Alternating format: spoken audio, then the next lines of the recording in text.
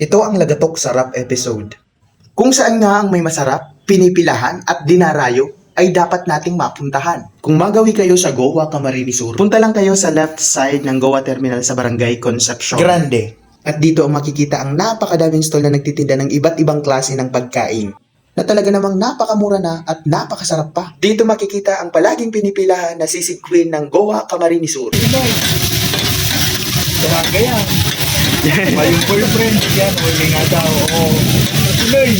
Pagkain ko.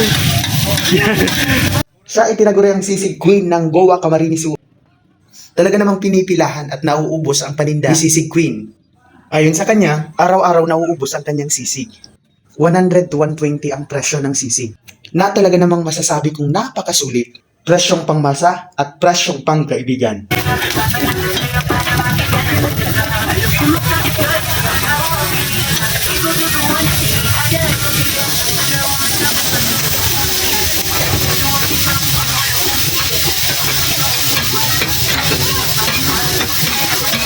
Masasabi mong amoy pa lang, ulam na. Very approachable at talaga namang napakabait ni ate sa kanyang mga customer. Kaya naman, binabalik-balikan siya.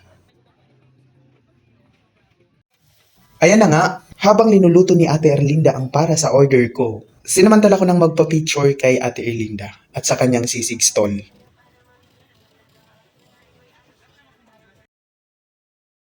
Sobrang daming mga ingredients ang linalagay ni Ate Erlinda. Ito daw ang pinakasekreto sa masarap na sisig. Siyempre, Bicolano tayo, nag-request na ako kay Ate Erlinda na palagyan ng napakadaming sili. Akala ko siling green lang, yung pala may siling pula pa.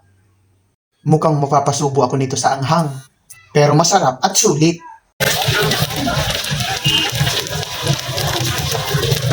Ano man ang dami nun?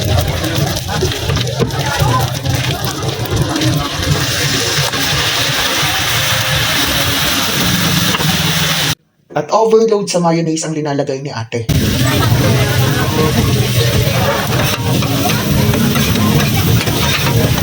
Medium to large naman ang egg na linalagay. Sa paghalo pa lang ng sisig, sisigla na sa sarap. Ayan na nga, habang nagluluto pa ang ating sisig queen, may naknak ako para sa kanya. Sabi ko sa kanya, naknak. Sabi niya naman, who's there? Sabi ko naman, sisig. Sabi niya, sisig who? Leron, sinta, bunga ng papaya, dalay, doslog, sisigla ng bunga. Sabi na ate, okay. Tawa siya.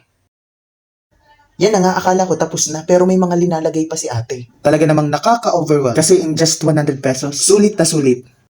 Di mo na nga makikita ang sisig sa sobrang dami ng mga toppings at sauce. And take note guys, napakasarap ng sauce na linagay ng ating sisig queen. Aba, with matching kalamansi pa. Sa itsura pa lang ng sisig, talaga namang napakasarap na. Masasabi ko na ang sisig ni Ate Erlinda ay certified Lagatok Sarap. Ayan, tinikman ko kaagad ang sisig upang magkaalaman na. Very authentic ang lasa ng sisig. May pagka-crispy pero malambot. Lasang-lasa ang karne. Overload sa ingredients. May twist kasi maanghang. Bagay na bagay ito sa kanin. Ang rate po ni Lagatok Sarap ay 10/10. Masasabi ko na talaga namang tatak. Lagatok Sarap ni Sisig Queen. Thanks for watching. God bless everyone.